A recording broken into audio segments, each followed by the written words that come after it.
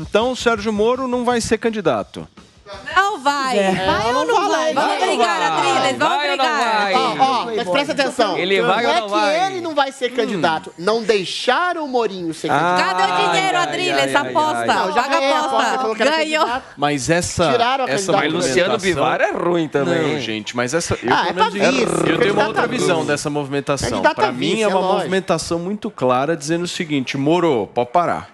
Não é só... Você não manda nada. É, lógico que é. É pra se vender o Bivar como vice de qualquer um. Não, eu acho que não. Tá, mas peraí. É pra dizer, olha, o presidente do partido é o candidato a presidente. Peraí, ô Paulo, a pergunta que eu te faço. E aí ele E aí eu já faço meu comentário. Qual a intenção, ninguém falou isso, nem muito menos o Moro. Qual a intenção do Moro em sair do Podemos, sem dizer que estava desistindo de alguma coisa, e ir para a União Brasil? Eu sei. A minha resposta, depois você dá a sua. A minha resposta senhor. O próprio Luciano Bivar, ou alguém da alta cúpula do União Brasil, deve ter prometido, falar, olha, fica na moita, se afasta da candidatura a presidente, depois a gente te garante. Só que ele foi enganado. Ele foi enganado assim, a gente vai colocar o Moro como uma espécie de puxador de voto, coloca alguém como candidato a presidente ou a vice-presidente, que eu acho que é o caso do Luciano Bivar, e aí o Moro tira a aura dele, coitado, de grande enxadrista, que era vindo como grande articulador, grande manipulador, como juiz. Infelizmente, o Moro se comporta como político, primeiro, como traidor. Não se faz isso a um partido que o acolheu, você sai sem prestar satisfação em nome de um projeto político de maior estrutura. É aquela velha frase do Tancredo, acho que é do Tancredo do Magalhães Pinto: a esperteza, quando é demais, come o esperto. O Moro foi engolido pela própria vaidade, assim como ele foi engolido quando saiu do governo que o abrigou, que o governo Bolsonaro, chamando-o de corrupto sem provas, agora saindo do partido que acolheu a sua candidatura para ter uma estrutura e uma projeção maior e uma promessa, sabe-se lá do quê,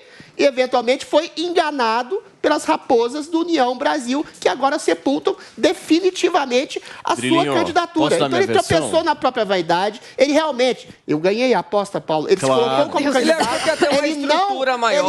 Ele não abdicou da candidatura, mas abdicaram a candidatura enganando-o. Porque, por uma questão muito simples, o espectro da direita e da esquerda porque ele prendeu Lula, prendeu os petistas, odeia o Moro. O aspecto da direita, aqueles que são bolsonaristas, odeia o Moro. O outro aspecto do centro fisiológico odeia o Moro porque ele realmente teve a virtude de, como herói do passado, ter, de alguma forma, lançado luzes sobre as sombras da corrupção fisiológica brasileira. Então ele não tem e não terá nenhum apoio político. Ele que queria usar o União Brasil, ele que queria usar o governo Bolsonaro, ele que queria usar o Podemos, está sendo usado, agora está sendo engolido pela própria esquerda, usado pela União Brasil para ser um catapultador de voto como candidato a deputado federal. Ou é isso, Moro, ou é nada. Drilinho, foi engolido pela própria vaidade. Entendi a sua avaliação, mas na minha avaliação nós temos um outro cenário aí. O Sérgio Moro, já no Podemos, estava sendo pressionado para desistir da candidatura à presidência da República por dois fatores. Ele não quis, mas quem manda no Podemos chama-se Renata Abreu. E se ela quer, é o que vai acontecer. E, inclusive, é a dona do cheque do Podemos. Dona do pedaço. O que ela começou a fazer? Ela começou justamente a pressionar o Sérgio Moro a que houvesse uma certa desistência, ele não queria desistir, e aí ela secou uma coisa chamada fonte. Dinheiro. Fonte. Inclusive, Sérgio Moro recebia recursos de salário pagos pelo Podemos. Exatamente.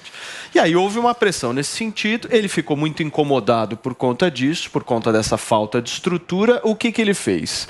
Procurou o partido que tem a maior infraestrutura. Fez um acordo dizendo o seguinte: olha, eu sou uma força política, eu preciso de recursos para onde eu for. Se eu for para deputado, se eu for para senador, se eu for para presidente. Pois é, mas essa conversa a gente não sabe como se deu. Sim, mas aí os o caras que foi prometido para ele?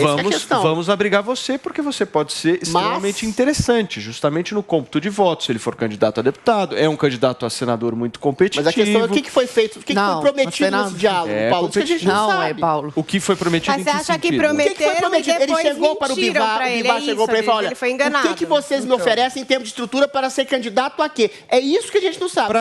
Para ser uma força política e a candidatura definida lá para frente. Não, mas eu acho que assim, eu contradigo essa sua fala pelo seguinte: ele mesmo, o Moro, fala: eu não sou candidato a deputado federal. Ou seja, isso implica numa desconfiança minha de que algo foi prometido para ele para além de uma eventual candidatura a deputado federal. Isso realmente seria reduzir a projeção da carreira política dele simplesmente como um mero puxador de voto. Eu acho que alguém falou, olha, a gente pode ver no futuro você mantém sua candidatura à presidência. Só que aí no momento seguinte que ele foi filiado, o partido, e não ele, presta atenção, o partido, e não ele, falou, Moro é candidato a deputado federal. E ele não pode ter... Não, eu acho que ele vai ao ir contra o partido que obrigou. Não vai.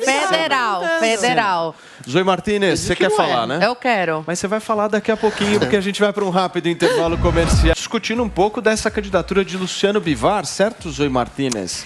À presidência da República. Olha, Paulo, eu vou falar um negócio aqui para vocês. Você tem que tomar muito cuidado com o que você faz com as pessoas, porque pode voltar para você. E a gente está vendo isso com o Moro aí. Ele fez isso com o governo federal, que o acolheu, que o chamou para ser ministro, que deu todo o suporte, toda a base, que o defendia quando ele era caluniado, quando era perseguido. Saiu do governo, não avisou ninguém, foi direto falar com a imprensa, com a Globo Lixo, e não falou com quem deu o emprego para ele. Quando saiu do Podemos, foi a mesma coisa. Renata Abreu ficou sabendo através da imprensa.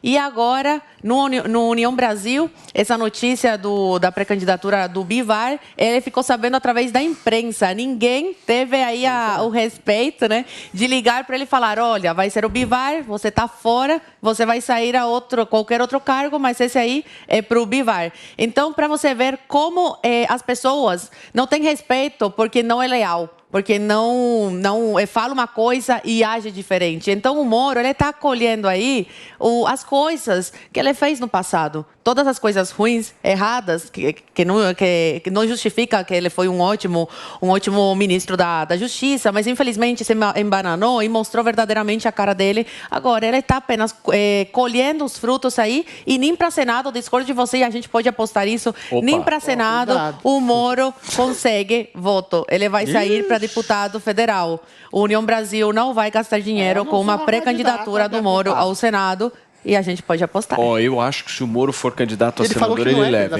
Em São Paulo? Eu acho. Tem chance. Senado? Tem chance. Acho. Da Teninha não vai ser candidato, não. Janaína Cobra isso. e Janaína Pascoal. Janaína Pascoal é uma ótima candidata Entre também, Janaína e Moro, a direita que está com o Bolsonaro vai com a Janaína. Mas eu acho que o Moro tem muito mais representatividade. O Datena não vai. Mas enfim, aí são aspectos eleitorais. Mas é um candidato presidenciável. Trair, a brasileiro não esquece, traidor. Vamos aguardar. Guga Noblar, eu quero saber o seguinte, você vai de quem para Senado? Você também está numa situação difícil, né, de senador? Qual foi o candidato da esquerda? Não, ele vota em Brasília. Você sabe que a esquerda não tem Arruda, jamais. O próprio Boulos vai ser deputado federal, então o Senado ainda ninguém... É mesmo, não tem ninguém. Uma possibilidade... Suplicy de novo? Uma possibilidade se o Márcio França retirar a candidatura dele para o governo e para o Senado. Essa é a intenção do PT. O PT gostaria... E aí seria o grande nome da esquerda. Porém, Márcio França tem uma rejeição muito menor do que a do Haddad, do que do Dória, do que de vários outros nomes. Poderia, inclusive, ser o candidato da esquerda. Se o voto da direita se divide... Do Estado, talvez fosse uma opção não sei. melhor do que o Haddad. Agora, o Sérgio Moro, ele na verdade, traiu o próprio Sérgio Moro e traiu a Lava Jato no momento que ele aceitou virar ministro de um governo, de um presidente, de um governo autoritário, de um governo que ameaça a democracia, de um presidente suspeito de ligação com milícia, de ligação com rachadinha, funcionários fantasmas e laranjas. E naquela época que ele era ministro, ele passou pano bonito, né, para o Onyx, com a história do capitalismo do Onyx, e para o Bolsonaro, quando estouraram as primeiras histórias de rachadinha. Nós estamos ao vivo na Jovem Pan News, são 10 horas e 50 minutos, conversando um pouco justamente sobre essa possibilidade de candidatura de Luciano Bivar dentro do União Brasil. Por favor, Guga. Então, o Moro traiu o Moro quando entrou nesse governo. E, a partir dali, a Lava Jato começou a perder credibilidade. E ele, claro, como juiz daquela operação, passou a perder também a credibilidade dele, passou a manchar a imagem dele. E, desde então, ele tem, sim, uma briga que ele comprou com os políticos. E agora, parte daqueles brasileiros que o viam como um herói passaram a vê-lo só como mais um aí no jogo da política, querendo o espaço dele. Inclusive, o Moro faz um discurso contra o foro privilegiado, mas dizem que ele só quer ser político a qualquer custo para ganhar o foro privilegiado e evitar ser perseguido pelo Lula ou pelo Bolsonaro.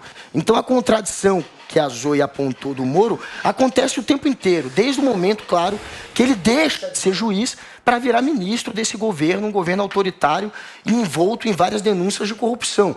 Então, o Moro é uma pessoa contraditória e não tem apoio político, não tem força política. E Adrilho Jorge, o que ele falou há pouco, foi parecido com o que eu já falei aqui outras vezes. De fato é isso, Moro levou uma rasteira.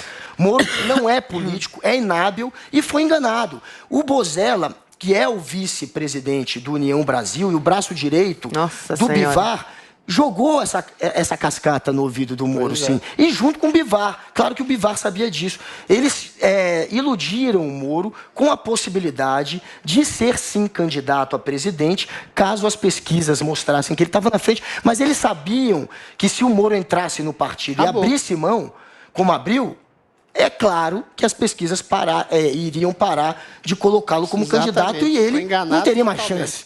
Então, ele foi enganado e ontem a gente viu mais um capítulo dessa enganação, como a Zoe lembrou, ele sequer soube pelo partido que o Bivar é o nome agora elencado para ser candidato a presidente. Ele soube pelo imprensa. E agora está preso E o Bivar só conseguiu isso porque é o dono do caixa, é um político hábil, é um político experiente e hábil, dono de um caixa de quase R$1 bilhão, que o fundo eleitoral do União do Brasil é de R$1 bilhão, e é claro que se ele quiser ser vice de alguém, ele vai conseguir. Guga. Essa é uma estratégia talvez. Paulinha, eu quero